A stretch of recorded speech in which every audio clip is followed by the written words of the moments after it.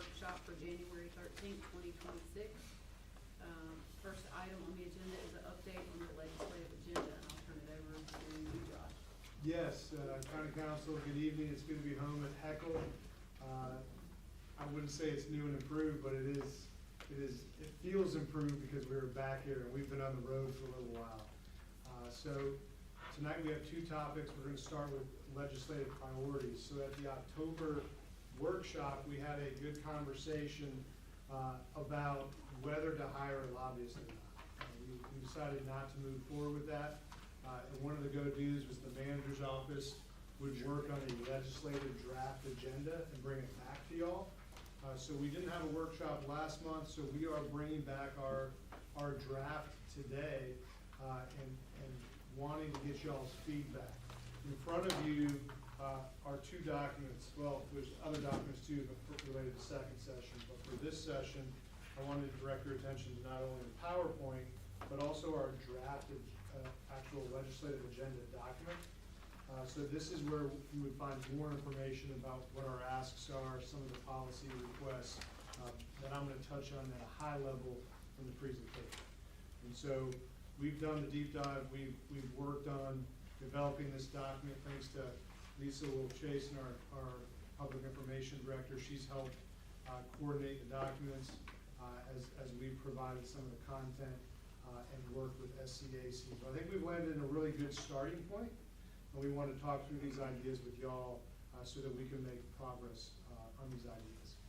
So with that, we are thankful for our parent organization, SCAC, the Association of Counties here in South Carolina. They do a lot of hard work in Columbia for county governments. And they put together a really useful document. I emailed that out to y'all, their annual document. Some of these ideas in here this evening are from SCAC and the work they're doing for all counties. Some of the stuff in here is unique to us. We've talked with the association about some of our ideas as well, and they're actively helping with us. One example of that is related to contractors and fiber. That was one thing that they heard from us that they haven't necessarily heard from others, surprisingly, but something they're very interested in helping with as we move forward on that. One of the things we want y'all to begin thinking about is in a month, I believe it's February 19th, there is a state legislative day for counties that's followed up by an Institute of Government session the following day. If you can, we would encourage you to try to be there on Wednesday to engage with the state legislature.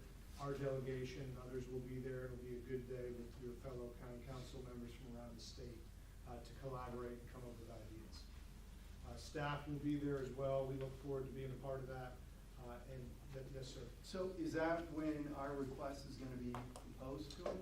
No, so I think the way to think about this is once you all give us feedback and we finalize this document, which we'll do this week after this meeting, we're going to be sharing this with our delegation members. We're going to be having conversations. Some of those will be with y'all, but we're going to get this information to them as quickly as we can. Then we'll have follow-up conversations with them, but we're not envisioning one big meeting with all of the delegation this year. We'll see them in Columbia, but by that point, they will have had this. We will have had conversations with them. We will answer their questions. Y'all will have engaged with the delegation members that you connect with most often. And then by that time in the month, they're very much underway with their session, so we can't wait till then to hit them. Well, first of all, thanks for the update. I would recommend that we are with you all when you present it. As elected officials, I think as a body, I think it presents better overall because we're here representing our constituents. We can talk through that later, but I just want to plant the seed on that request. All right?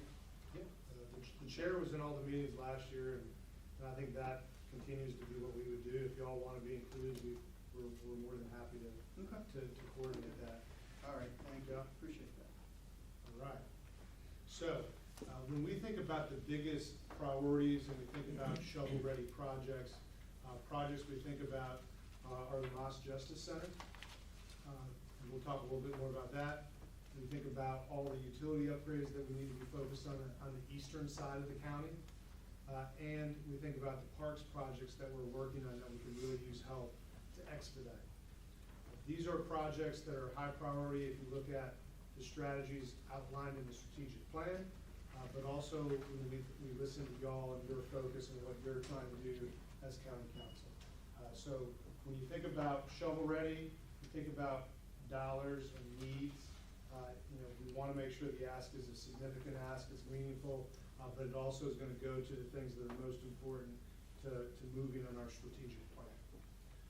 When we dive into each of these three priorities, the first one is the Moss Justice Center renovations. This is really focused on updating the booking and intake center, but also creating a dedicated medical mental health wing. This is going to be likely about a $28 million project. We think this is one that, as y'all are aware of, is in design, and we've identified a designer, and we really want to move fast on this now that we've done that.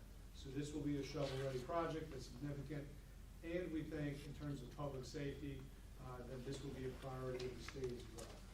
So what you're trying to do when you do this is you're trying to look for things that are of shared priority and interest, and this definitely fits the bill.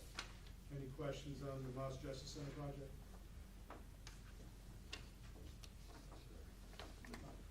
The next one, if you remember back in time, there was significant investment and help and support from the state delegation as the county picked up utility infrastructure on the western side of the county and the Lake Wiley region. This is something that we think would be very helpful when we look at the eastern side of the county. And so as y'all know, we've had a number of water main breaks, and we're working hard to address the needs on the eastern side. With infrastructure needs come significant investments. Kevin can speak to the number of current studies we're currently doing on that side of the county, but we are developing a very descriptive CIP to begin to address the core infrastructure over there that needs to be replaced, that will lead to significant improvements. And we think it's important to make similar asks that we did for the western side of the county, for the eastern side, utility infrastructure. You want to speak to the plans at all? I think we've got 5 studies right underway that should be wrapping up in the March timeframe, so I can't give you exact sort of what the ask would be, but we did have a conversation with Senator Johnson as well as Councilmember David Martin about this and the fact that this would be coming, and the Columbia, they support infrastructure funds for that, and I think anybody that's been paying any attention to what's been going on know that we've got a lot of aging infrastructure out there that needs attention. It's certainly high on their priority, and we feel like we get a lot of support, particularly from Senator Johnson on this. So if you look at the document we provided y'all, this is on page 6, but we're intending to ask for a significant amount of funding that will be matching as we go down and develop our CIP and make sure it's something that will lead to positive change for the infrastructure. So, quick question on that. Yes, sir. So, I know you listed out water here. When we talk about utilities, are we also looking at partnering with Duke or York Electric to expand power out in those areas, or is that any? No, sir. So it's just water? Water and sewer, yes. Water and sewer. Okay.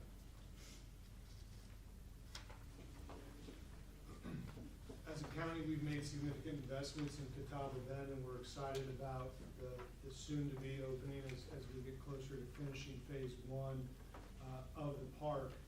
One of the things that we think is important is to continue to build the trail along the river, so that in current phase 1, we'll have the first mile of the trail done, the parking lot, the trail down to the river, and then the first mile of the trail done. One of the things that we want to try to do every year is budget for additional mileage of the trail.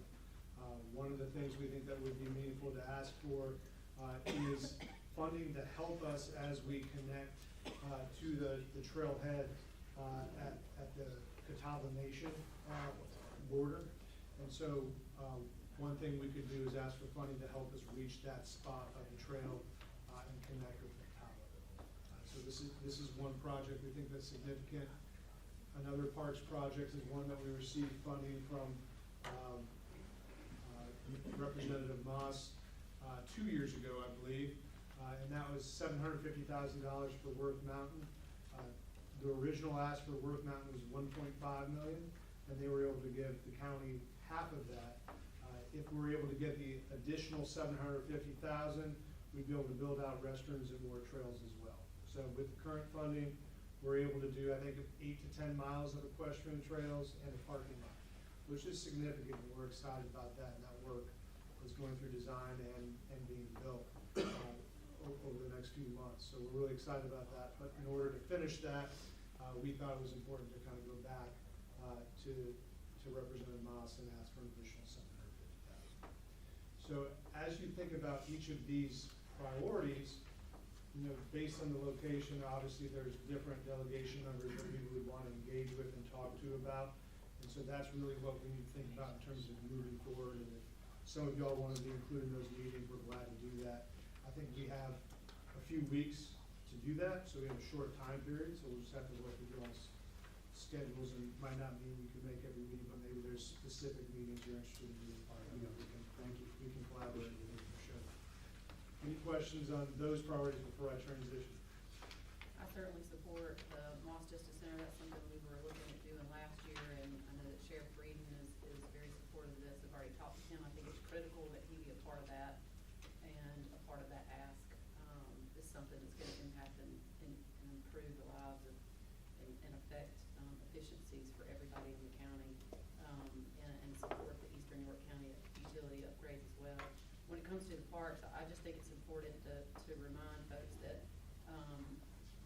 whenever we have funding of parks, so historically there have been requests from Ebenezer that we've gotten funding for. We've gotten funding for Field Day Park, and we've gotten some funding from Worth. We've never received funding, so I support these initiatives for both sides of the county to seek that funding, understanding that if we get any funding at all, we're still moving forward with the countywide parks plan, and everybody benefits from that because it allows us to adjust our funding that exists now to be used for one park and it lightens the load so that we can do things in others. So it's important to me that we not become territorial and that we simply look to try and fund the projects that are shovel ready and ready to move forward. And for the public who's listening to this, I know sometimes they look out and they're like, why aren't you doing roads? Our understanding from our delegation and from leadership is that the road funding is in place, and that if they are going to do road funding, it's going to be through the state SCDOT, and funding those bridges and roads, since most of the roads are inside our state maintained roads. So the request for local road funding is typically not favored. So I think these projects are in line with what council has discussed, and fully supportive of anything that we need to do to push these initiatives. I saw recently the governor had come out and said that there's going to be one-time money this year. That was not last year, and I think we need to be aggressive and vigilant and lock in arms with our sheriff to start making headway on these projects as soon as we can. Yeah, well, you saw it at the regional chamber meeting. Yep. Where they listed out the funds, and there's, what was it? It was, what, 700 million differential or something along those lines? It was a pretty big difference from last year to this year. So, yeah. Agreed. Yeah, go ahead. Yeah, so I'm stuck on the axle a little bit though, on this utility piece. And again, just from my understanding though, when we put sewer and water out in that area though, somehow we are through the process though, York Electric and then would be involved in the ideation and understanding of what's being pushed out there, because that's going to drive more business out there or whatever it may be. So we just want to make sure we have substations. And just sort of differentiate between the east and west. On the eastern side, a lot of what we're going to be doing is replacing stuff that's aged out. Okay. So there's not mean anything It's not we should do. expanding. Okay. We're going to try to be as proactive as we can to fix things before they break and cause a major problem. Okay. On the western side, where we traditionally have sort of like, I'm going to say, let development pay for development, it's worked, but it hasn't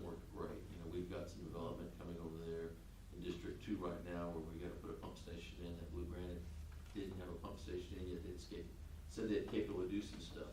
That's the area where we wanna make sure that we are being proactive, and that's the area where York Electric and Duke, as we're going places, they would be going in the same areas, you know, and I can tell you, we've had, Michael Kendry and I are in some emails and discussions right now with York Electric about some of their future expansion, and they'll be coming to y'all about this as well, so we're not ignoring that, Tom, but I Yeah. should make sure you understand. No. The focus of this is really gonna be on the eastern side. Yeah. To address our infrastructure, make sure we don't let it get to a point where we're having more and more breaks. Yeah, no, that adds more clarity to it, I appreciate that, thank you. One of the things we wanted to make sure to include in the document were policy requests. And as we've worked with y'all over this past year, we've tried to listen to things that y'all have brought up that you want to see potentially changed. And we've also tried to incorporate some of the things that we know just that our peers are working on that are important. You can see number one on roads and transportation, there is this emphasis from the state to try to hand over roads to counties and municipalities. We want to make clear to the state that we have enough roads, we're not looking for more roads. And we think they're doing a great job with the roads they have, and we want them to continue to do that. One of the other things we really want to encourage them to work on, and I know, you know, as I've worked with Chair Cox on the Exit 82 and 90 work, I do know that the delegation is already working on this, but that it's important to make sure that the rest of the state understands the importance of allowing fast lanes and HOV lanes on I-77. This will require state legislation to make happen, and so that's an important piece of our project along I-77, that fast lanes are allowed. So that's something that's gonna be very important for York County, and I know our delegation's already working on that. I mentioned earlier holding contractors accountable. You know, we talked about water main breaks. We've seen a number of water main breaks caused by contractors putting fiber in or doing other work. We have had some conversations with the state, and we are looking for opportunities to have something to hold these contractors accountable with that's more meaningful. And we have some ideas on how we might be able to do that, but we'd like the state to help us come up with ideas too. In terms of mandates, we really want to push back on any mandates we're receiving from the state to do things without funding. And then annexation, when you think about our biggest opportunity and you look at that SCAC document, counties across the state are really wanting to see more legislation giving us power to actually push back on some of these annexations. In our document, I won't go through all of it now, but it's on page 10, I believe.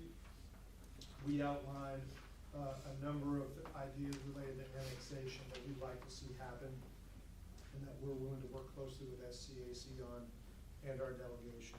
I think that's one of the biggest things we can work on this year, is really try to get counties to the table so we can challenge some of the annexations.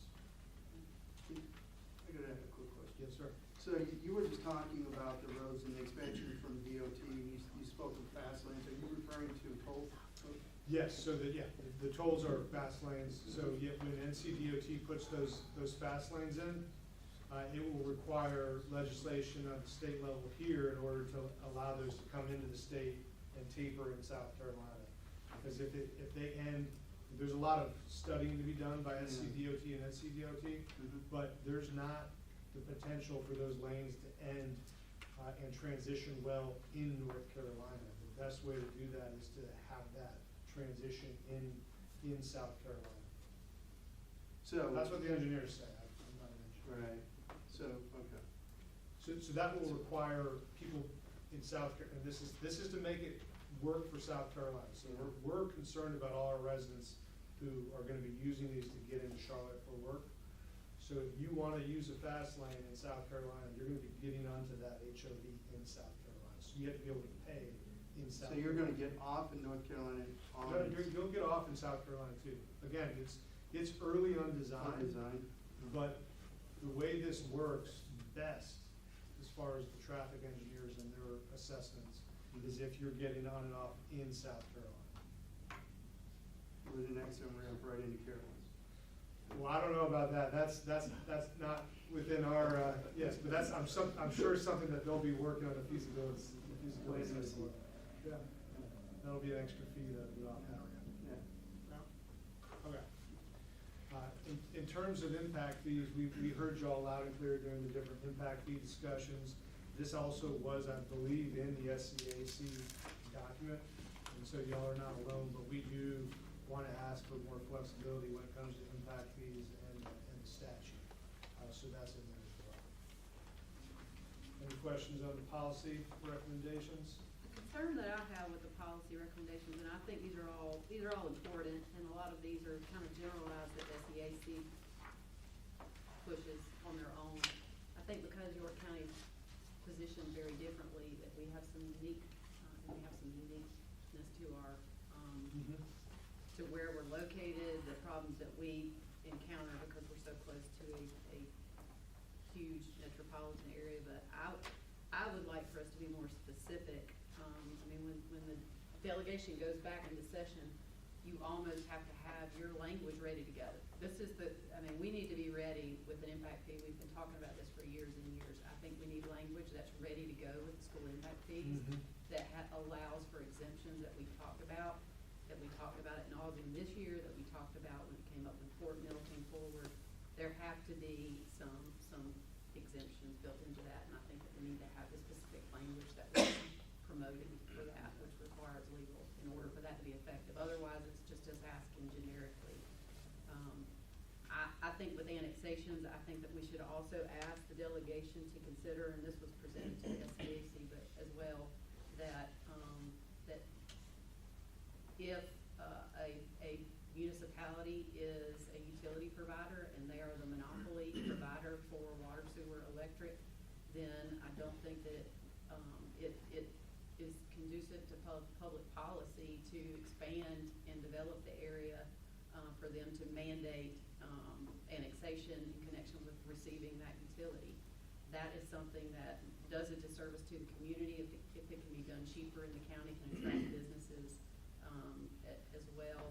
So I think that there's a state reason to do that. I think that we should specifically push for a change in that area so that it protects the residents who live in that area and allows for development without mandating that annexation. I think those are really two specific areas that I know. The other one is the event center. Do we have language that's ready to go to be able to suggest that so that we can have actual change? So Michael, I don't know if you want to speak to it, but I know we did have language a few years ago when y'all last asked for that, and we could dust that off and utilize that again. But that would require a change in state code, and I think that's the tack. Corresponding change in the building code as well. Yep, exactly. I think until we're willing to spend our time and effort to actually come up with the language and be prepared when they hit the ground running to ask them to propose a bill to support it, I just don't know how effective we're gonna be without doing that.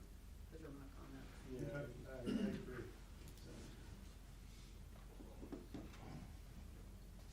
So what is our time? Yeah. So let's. So just a couple of things in feedback. Any other ideas, y'all, as we've gone through these slides, feedback, things we missed? Well, to piggyback on what Christian just said on impact fees, when you think about this realistically, your fastest growing counties and other counties are actually implementing impact fees. But of the 46 counties, I can't tell you how many, maybe 15, I really don't know. So you've got the rest of your delegation in Columbia that aren't impacted. They're not even thinking about impact fees. So now you're going to ask them to vote on something, going back to what Christian said, when it really has not much to do with them right now, because they're not looking at impact fees because they're not growing. They don't really need to do anything with infrastructure, or they're not doing anything with infrastructure. So I think part of your challenge is getting not only our elected delegation, but those in the other counties that are growing and those that are entertaining impact fees, get them to come up with how you're gonna message this to everybody else, because the minority is the one that needs this. The majority doesn't even have appreciation for it. So personally, I think that's one of our greater challenges.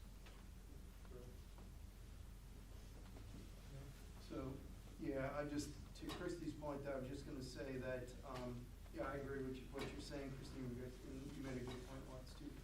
But I think we need to come up with a timeline, right, and you may already have that, right, of when we can have the documentation ready, that we can just move forward and hand it off, and. Right, we'll have to work with Michael Kendry and potentially outside attorneys to draft legislation and changes. I mean, for example, is impact fees, we can work with potentially our outside attorney who's helped us with that, to make some potential changes. But I mean, everything related to this document, I think about in terms of a month. I think we have a month to really move on this and make this our priority and talk about things we need to see. I think one of the challenges, you know, in working on a legislative agenda like this is there's 7 of them.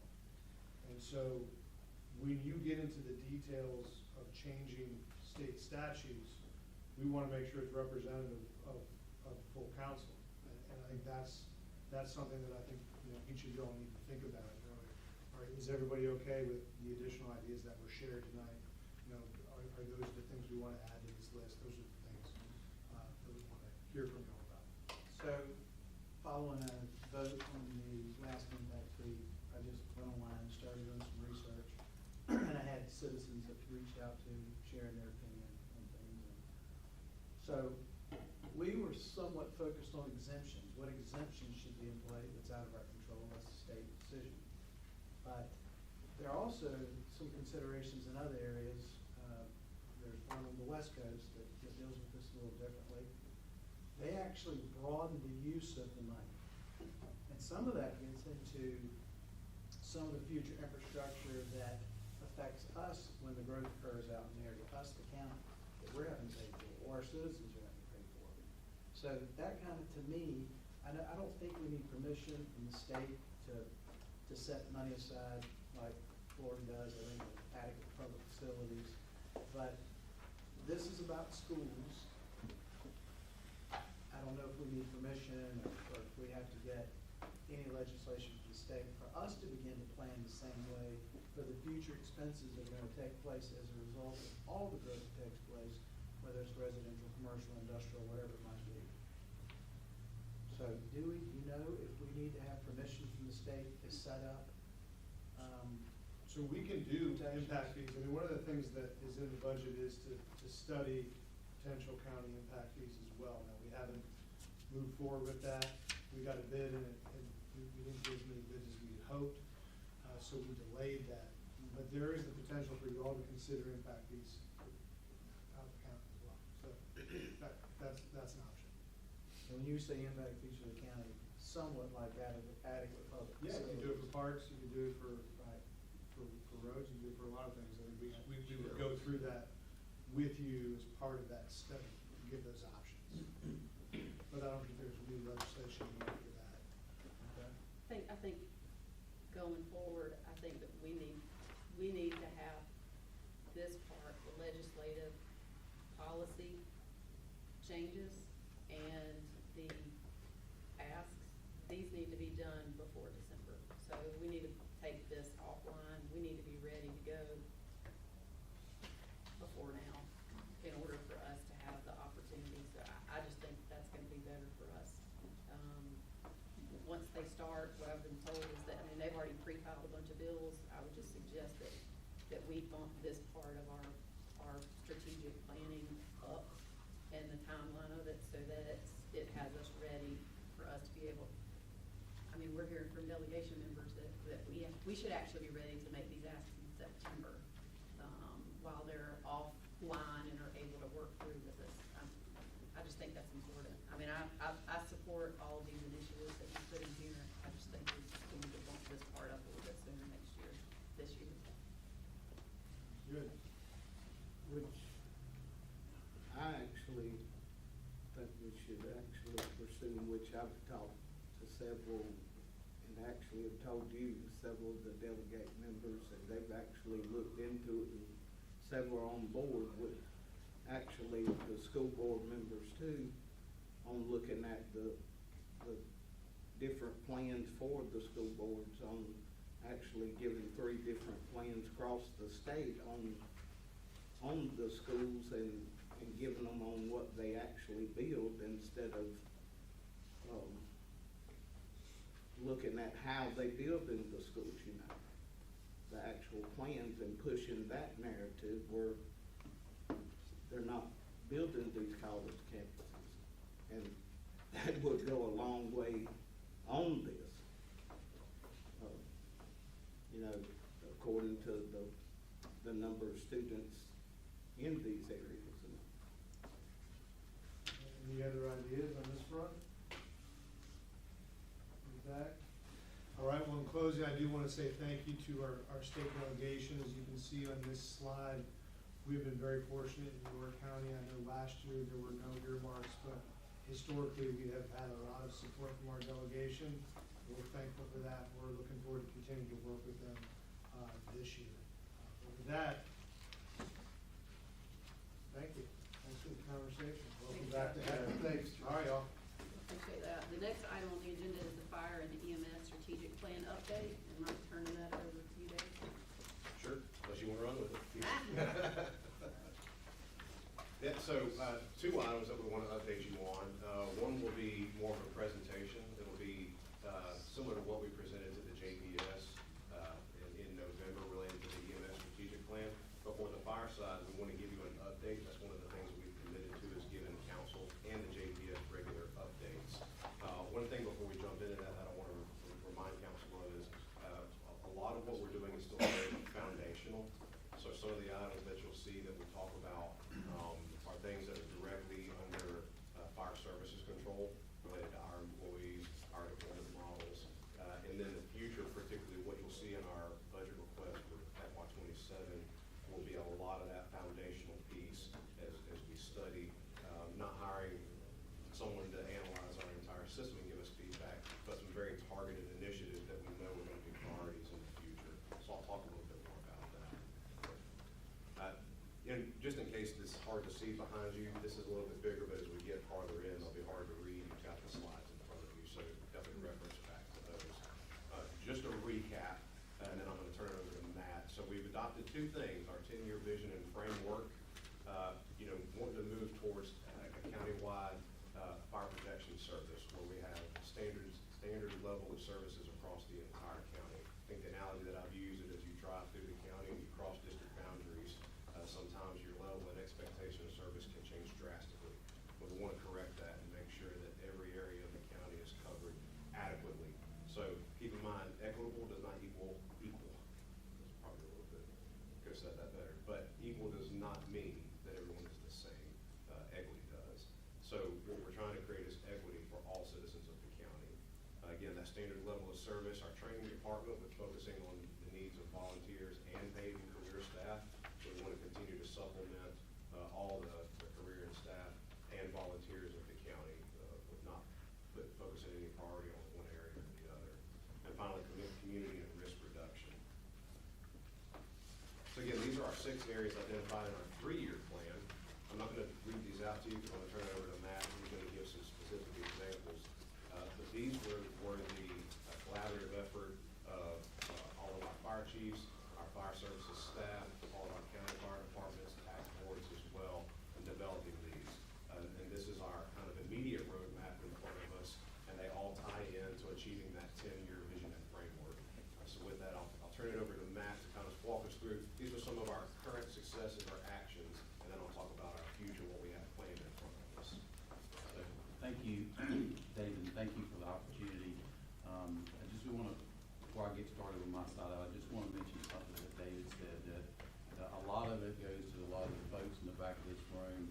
I think we've got representatives from the Fire Chiefs Association, from the advisory board, and tax district. So a lot of what we are being successful at, they're heavily engaged in it. A lot of this is right in front of you. I'm not going to go over everything, but I'm just going to hit some of the high points. You know, we've advised the Fire Advisory Committee on our current response standards and looking for feedback and direction so we can bring it back to council.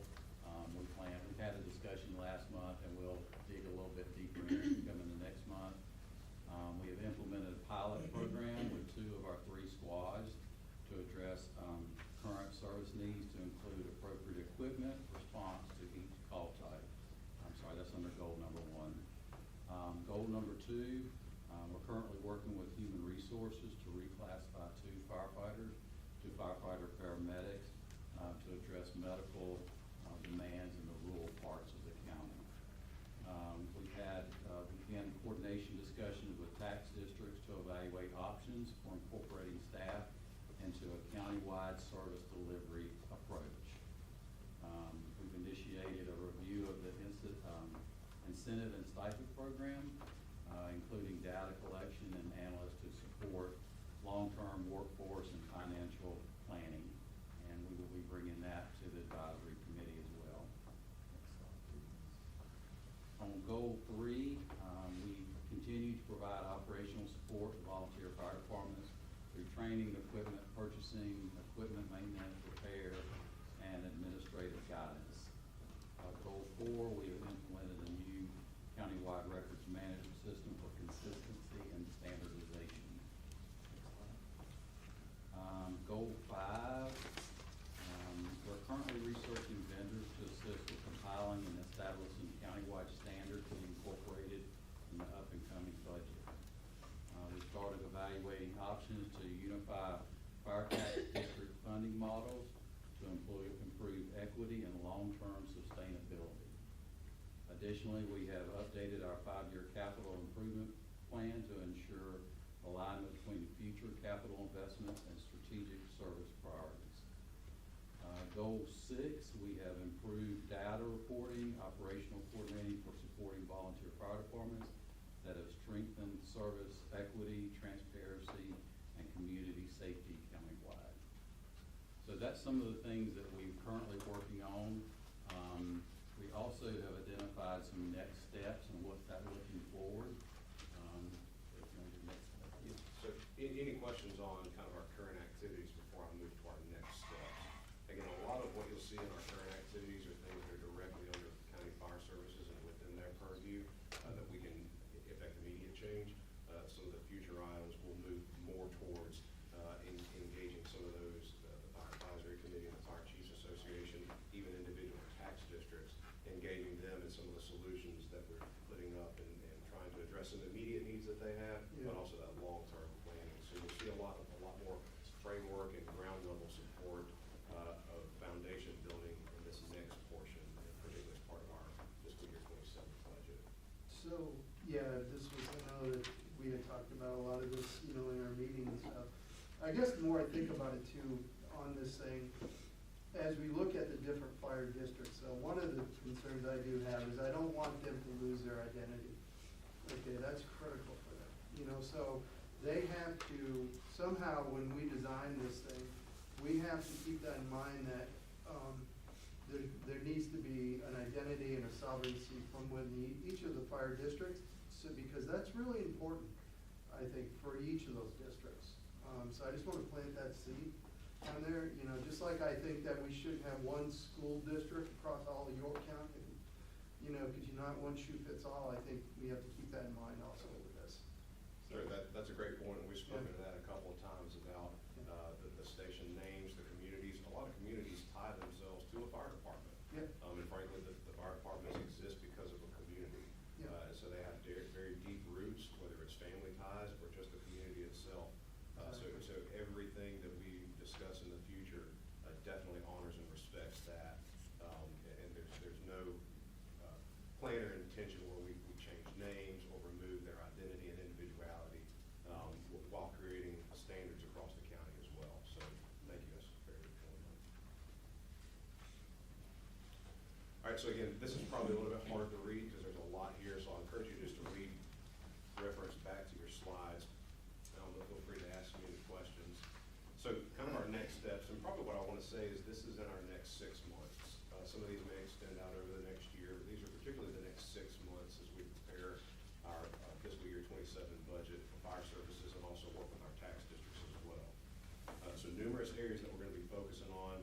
You know, we've made the commitment from the outset, and Matt referenced this already, to benchmark ourselves against national standards, best practices, and also like counties.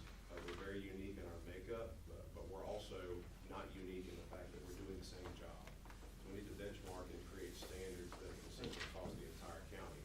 To Councilman Audett's point, though, that's very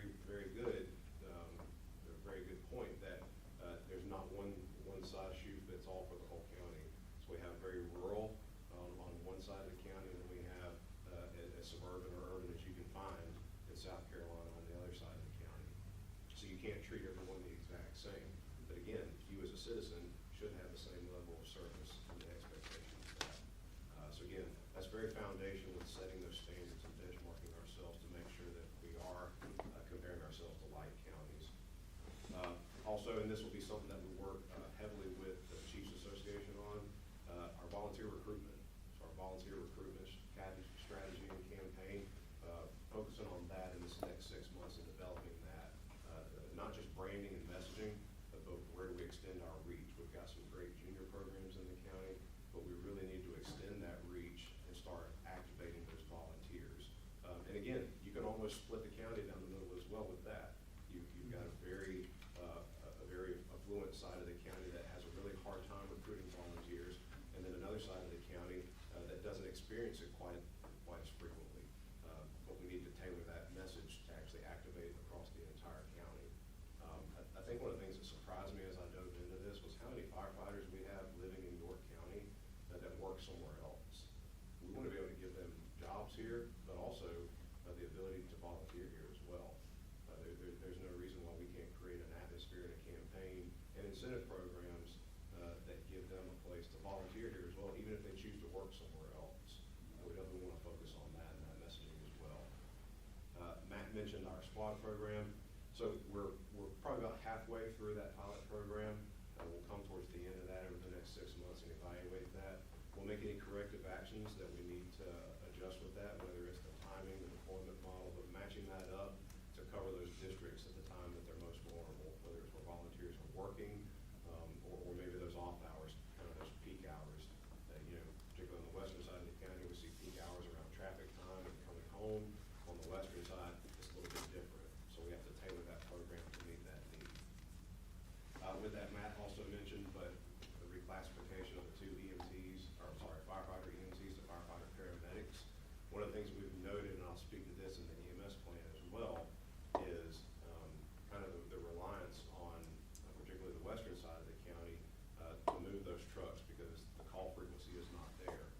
But at times that leaves a very severe gap on the western side of the county. We want to use the fire service and be able to fill that gap. Sometimes we have 15 to 20 minute response times. We think that we have the ability, without going into the transport business, to be able to put ALS resources on scene very quickly ahead of that ambulance. So that's an action that we can take right now and that we've proposed to HR. We just got that back, so now we'll discuss the actual equipping and hiring of those two individuals. One thing that Matt touched on, I just want to say this, we're coming towards the conclusion of this, but we've met with most tax districts. We'll conclude that in the next month. We have some that have kind of come out and have recognized the need, some sooner than others, to go to referendum. They need to increase their millage. And unfortunately, a referendum is a long process. That takes up to a year and a half to 2 years to actually see any of the revenue from that. So one of the things that we discussed internally and came up with a solution to help them be able to fill that gap is working with their employees and a model that brings them as part of a county-wide service model as county employees, and then we can augment them. So we'll continue to finish that process up, and it's not mandatory. This is 100% optional, but something that we want, and that'll be coming to council when we get to that point. Kind of this first iteration we would envision coming through in our fiscal year 27. So as we start in July, lining it up with budgets. But that's really a way for us to fill that immediate gap. There's a lot of critical needs, and I've just discussed that with a couple of you as well. The last few things, we want to finish up the hiring of our full-time training officer, but also implement a 3-year training plan. Our training model so far has really been scheduling, but we want to create an actual training plan that takes someone, I think Fort Mill or Rock Hill referred to their recruit program as 0 to hero. And I thought that was really cool that they can take someone with no training in a certain time frame, put them all the way through. Obviously, they're full-time and paying them, but we can definitely replicate something like that on a more extended time frame where we can show people that come in as volunteers, you come in with no training, and if you follow this process, you'll be interior certified firefighter by this date.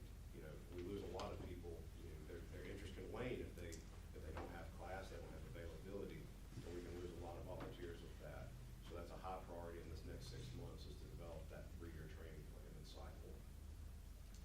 And then the last two things, you know, we're looking to analyze, and when I say analyze, we're in the data collection phase as part of this 3-year process of talking about the funding model for direct assistance and how we fund volunteer and combination departments.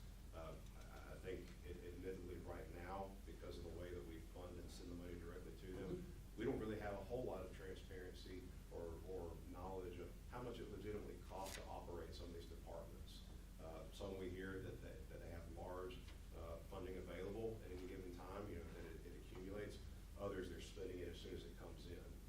But because we don't really have a good accountability method of that, we don't know. So we'll be in that data collection phase so that we can really compile and understand what's the total amount that it costs these fire departments on a legitimate level to know what their operations look like, and how can we best support that, how can we best increase that to continue to help them, and then the long term is bringing you some type of funding recommendation that addresses that directly and helps them. And then finally, Matt referenced this, but our community risk reduction, that's a great program that centers out of fire safety. That's working with our school districts, working with daycares, churches, community risk reduction. Think of your smoke alarm blitzes, continuing to push that effort through our senior prevention techs and our fire marshal's office. The old adage, an ounce of prevention is worth a pound of cure. That's exactly what that program is designed to do. Did they do a roadshow with that, to go around with to the different schools, have a van or something that they give out smoke detector, how does that, is that kind of? Yeah. That's one of the things, they have a smokehouse and, Yes. putting the kids through it, you know. Great, that's great. I meant to ask you the other week, was you able to ever find anybody to give the driver's certification at the training center? I gotta follow back up on that, I'm glad you asked that, we need to follow back up on that, but we do in the county, yes. Yep. Any questions for Matt and I on those sections before I move into our EMS plan? The only thing that I would say is that there are times, I mean, obviously the structure is critically important, making sure that, you know, the goals, and obviously we have goals of having good communication. The one thing, sometimes questions come up and they come to us, and the way the structure currently is set up is that the special tax districts actually report directly to the council, which is different.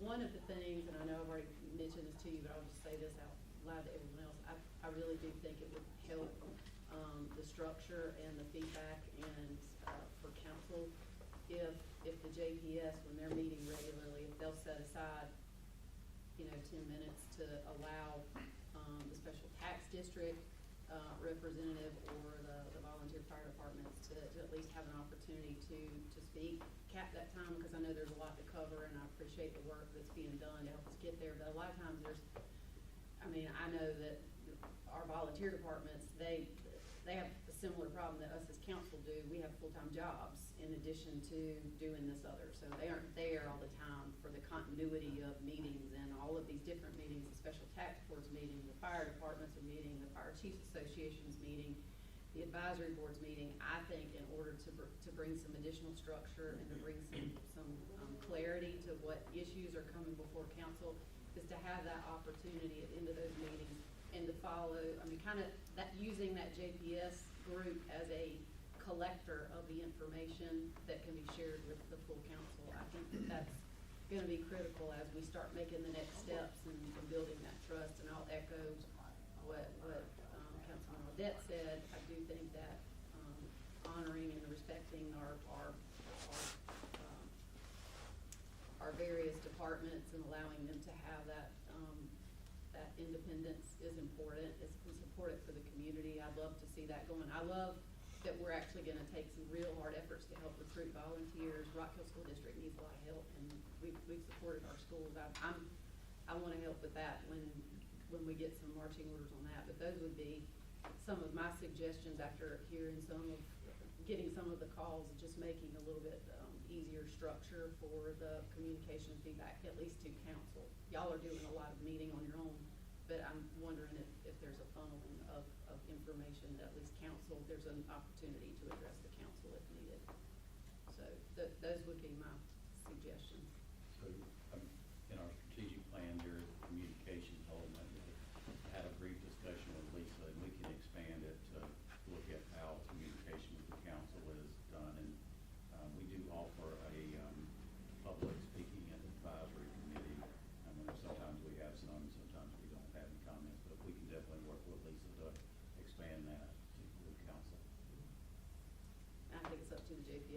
committee chair as to whether or not they want to structure it that way, but I just think it would.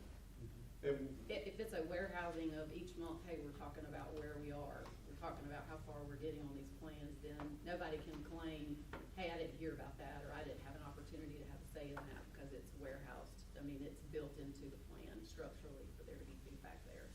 Sure, and when we really, we'll work with the JPS absolutely to do that, and we want to make sure that everyone has as many avenues as is afforded to them as available, to have their voice heard, and also to be able to give us feedback. And that's one of the things that we solicit a lot, and that we really need as we move through this is feedback. So, one of the things we've committed to is a feedback loop, that when we have those discussions, that we go straight back and close that loop and give responses or, further data or dive into something. So we definitely want to make sure that council's included in that loop as well. Well, I think the community and it's in general,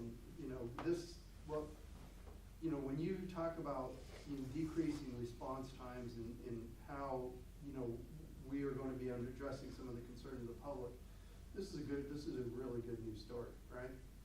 As we move forward with it, but but there's a lot of moving parts to it, so I think, that constant feedback circle is critical.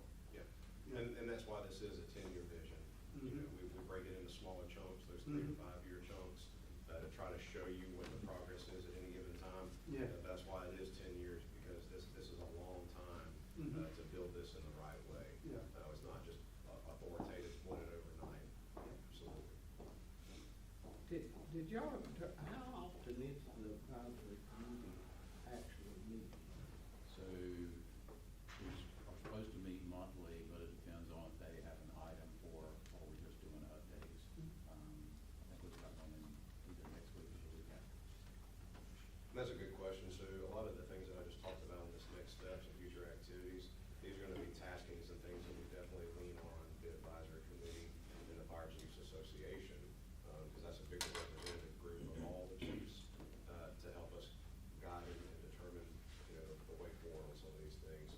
So there will be a lot more coming down the pipeline for our committee as well. So EMS? Yep. Is Great. Tell me to go. Yes, please. All right, so, again, this will sound very familiar to the JPS, but I wanted to present this to all council as well. I'm not going to read from these slides, but I just want to give you a very high-level overview. There'll be some things that the JPS hears later this month that they're going to dive into related to an ordinance, and then there'll also be a lot of actions that come before council in the very near future. So I'm going to move to this quickly.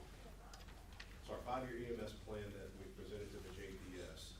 The focus is, you'll see a lot of similarity in blending lead over into that fire strategic plan as well. But our 5 areas, our response, equity, and efficiency, our governance and oversight. That's a big one because as it stands currently, the county has not exercised a lot of oversight over the EMS on the response, the hospital provider side. So that's a very important one. Fire service integration and coordination, system capacity, workforce, hospital partnerships, that's all of our external partners. And then finally, our long-term planning and sustainability. So I'll dive in just very briefly on each one of these so you can understand contextually what each one of them mean. If you have any questions, feel free to ask, but I'll try to just give you a brief context of what each goal represents. So under our response, equity, and system efficiency, this consists of largely our dispatch process, our dispatch agreements, and our technology there. We use AVL, automatic vehicle location system that actually recommends the closest unit. We're currently working to revamp that and have it in a more responsive way.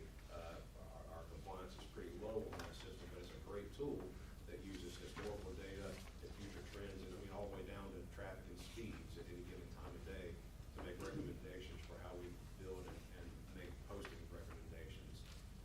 Again, focusing on balancing that rural and high growth coverage equity, making sure that we don't neglect any one side of the county at any time. That's very important.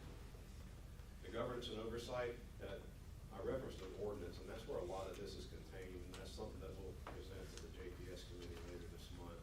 But we're creating this system where we can have some franchise accountability. Keep in mind, our franchises are the hospital providers, the actual ambulance systems. Those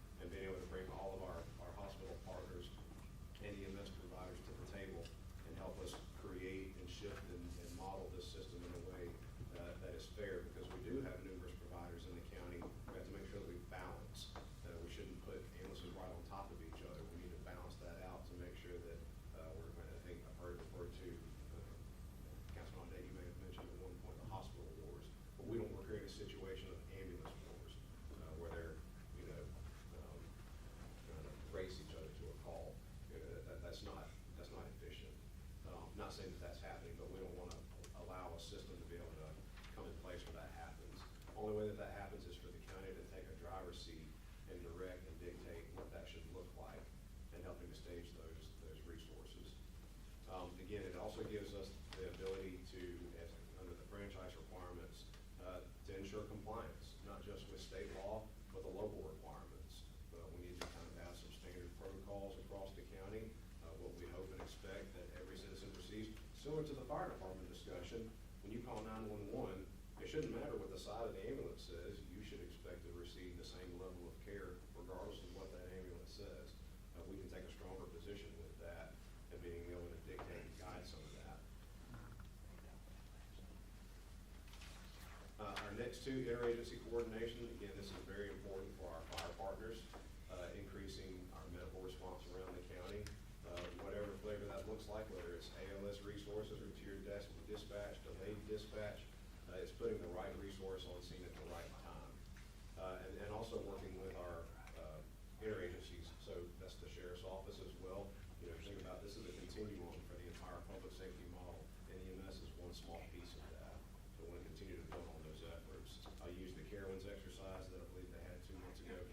Those are great exercises to work with all of our partners and bring them into one place to exercise together. Workforce development, we hear repeatedly, and I'm sure you do too, how difficult it is to hire not just nurses and hospital workers, but EMTs and paramedics.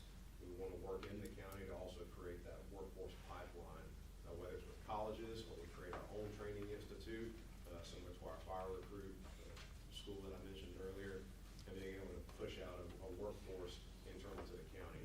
We give them the training and give them the jobs to be able to stay here and work here. Finally, and this is a little bit confusing, I don't want you to get hung up on this model, but the last goal is long-term sustainability and the innovation of our system. So, you know, as we move into this, and particularly working close with our hospital providers, we can really look at new models of healthcare delivery. You think of 20 years ago, you had to make an appointment or go straight into your doctor. Well, now you can get your doctor on your phone. You can have a hospital visit right on your phone. You know, that's moved into the pre-hospital world as well. And there's ways that with dispatch and utilizing technology that we can help decrease the workload on hospitals and help keep people where they are. Because the minute someone moves and enters into the hospital atmosphere, their chance of contracting other illnesses or whatever it is exponentially greater. So if we can meet people where they're at and give them health care where they're at, we see a lot more long-term benefits to patients and those outcomes. So are you thinking like a teledoc type of a response when you actually have an emergency call? I mean, is that kind of where we're going? So potentially, but more so in line with, there's a phrase you may not hear, and Malcolm's back there probably chomping at the bit and wanting to yell this out.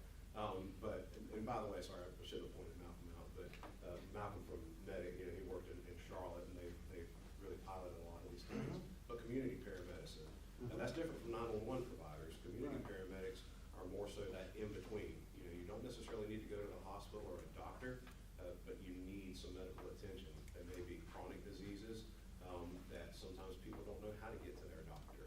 Community paramedics can be that gap, bridging that gap in between, and linking you with your doctor and your healthcare provider, but keeping you from having to actually make the trip or go into the hospital. Right. So it decreases that workload. So it's similar, but they're an extension of the hospital and the primary care physician to help people get care where they're at. That's just one small example, but that is in line with what you're talking about. Yep. So again, going back to the fire piece and what we wanted to put in front of you, this will be our first year party. 2026, some of the activities that you'll see, and some of these will come before you, and then others will also be happening in the background as we work through this ordinance. But we're updating a lot of our technology and dispatch, our CAD and emergency medical dispatch, our AVL system, Marvelous, fully harnessing the technology that we had as we built this system. If you think of where the 911 call starts in dispatch. So if we can't get it properly prioritized out of dispatch, the whole system has chinks in the armor from there on down. So that's where our start is. And just so that franchise oversight, that's part of that ordinance that will be coming to the JPS. They'll dive into that a lot more and help us flesh that out, and then bring that to full council if they very important piece of this and the long-term success of this system. So look forward to diving more into that with the JPS. A medical director, that's kind of a subset, but in the future, medical director is that position that helps give the quality review and give system oversight. We don't have that. We rely on the hospitals to hire their own medical director. We definitely see a future where York County would benefit from having our own medical director as we take more of a authoritative and oversight kind of compliance position in this, of utilizing that medical director as our subject matter expert on pre-hospital matters. Right. The EMS Minus fire. the tax money. Sorry, go ahead. Minus the tax money. And there's models that may not have tax implications as well. So, Well, keep in mind, this isn't necessarily a full-time employee. It could be, but it may be a shared position as well. So don't think budget implications yet, because that's something that we'll definitely talk more about.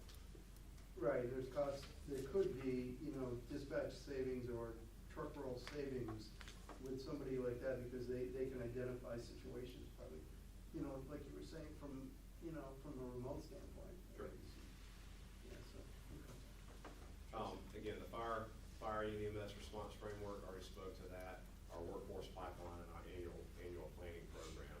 That's that annual planning review with those two groups that I mentioned, and being able to continue to evaluate and modify this system for the betterment of the citizens as we move across this. So I'll skip the policy sections, but any questions on what I said? I know I threw a lot at you really fast there. I just have one question. When we look at growth in the area, I'm sure that it's constantly being modeled from an analysis standpoint. When we gain 1,000 new people in our area, so we gotta understand what's gonna be that impact of it and where they're located. But this data also, from a emergency management perspective, when you have large, like hurricane comes through or whatever it may be, this software model that you have, can that model out then large events and know how we want to react to them? Not this specific piece, but we do have other software. There's something called HAZUS that can give us kind of some community impacts that takes in some of the data that you're talking about. So there are absolutely software models that look at that larger scale impact of disasters that we can model with those as well. So David, these are in line with the goals that council set. Share with me, how does this, just real quickly, how are these goals gonna be, how are we gonna roll them out? Or is this gonna be something that you provide updates on these things to the JPS committee, so and that's how we get our updates on Yes, this ma'am. through council? It will be, and we've started these discussions with our hospital providers, since they're the main ones that these changes impact, and solicited their buy-in. So what comes before the JPS will absolutely be a reflection of things that they've spoken into, and we're not just hitting them out of the dark with these things. It's very much so the county taking a forward-facing position in this, but it is still collaborative as well. And some of them will feed into the budget process. There's implications related to the budget. It's important we all understand if we're gonna improve our system, it does come with costs. And we're committed to improving our system. Obviously, we're gonna be, we're gonna exercise financial stewardship and prioritize, and most of these things won't require funding, but some of them will. And that's where we're gonna lean on the JPS to help prioritize. But there are areas of the county that need improved service, and we're committed to that. But this will give you the opportunity to hold the providers accountable, right? Give them accountability in the areas that they're not meeting their requirements. We currently track those things, kind of. So we track them, yes. But to your point, do we possess the capability to enforce compliance, or how do we react to that accountability? We largely don't have that right now. And that's a major component of this ordinance, is empowering us to actually do that. Have you looked against the accountability on them as compared to adding EMS to the fire system? In that, shouldn't the EMS providers be providing this service that we're adding onto the fire trucks? That's a good question. It's a fair point, but keep in mind that the contracts that we have with them, some of them are very antiquated, but even the ones that aren't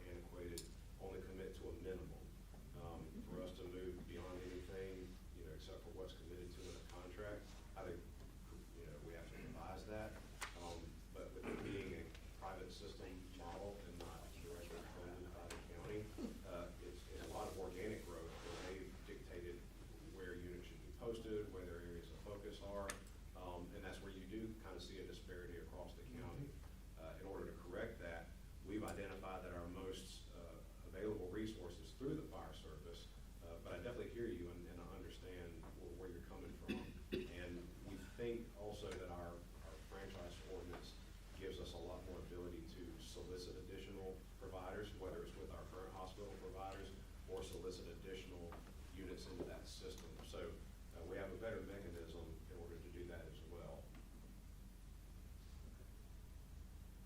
Keep in mind, because we don't fund, I know, I'm seeing how that's gonna, the lack of and non-funding is gonna clash with how much they're willing to give us for free.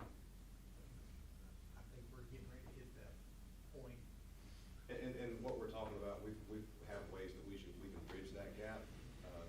But I hope in the future that you'll see us be able to solicit proposals, and qualifications from vendors so that we can, because we do want to continue to expand and build the system. We now would have a process in place to do that, and then that gives us the ability to evaluate them, do they meet our needs, what are our criteria that we've set forth, and then we can choose where we're allowing those additional units and positioning them appropriately instead of just allowing them to pop up overnight on their own. And then in those situations, we had no ability to kind of dictate or guide where that should be focused. Right. Yeah, I'm trying to wrap my head around this whole vendor solicitation, how you solicit somebody to offer you a free service. There's benefits for them. Okay. Yes, there are. But yeah, keep in mind, sometimes, a major component of EMS is they're the first line into the healthcare system. So there are benefits for some of the hospital providers as well. I want to point something out here. Any other questions on that? I've been around a while over here, and the importance of this document, I make sure Josh and Lisa get kudos for this together, because this is a draft, once it gets polished up. Our local delegation would go to take this, when down in Columbia, talking to other people to help advocate for what our needs are. This is really, if y'all go through this document, a great document, to make sure Josh and Lisa, y'all get a chance to read through it and give them the kudos they deserve for putting this together, because I looked through this, it was a couple weeks ago, the first draft of this, and I was really blown away. Very professional document, it's gonna, I think, help us a lot before we get forward, and we've never had anything like this before. Yeah, I look forward to it, and to, add on to what was said already, I do agree that the actual write-up needs to go with, this is great for explaining everything, but it needs to have the actual legislative policy with it. Yeah. We will work on that for next year. Do I have anything else before we adjourn? No, motion to adjourn.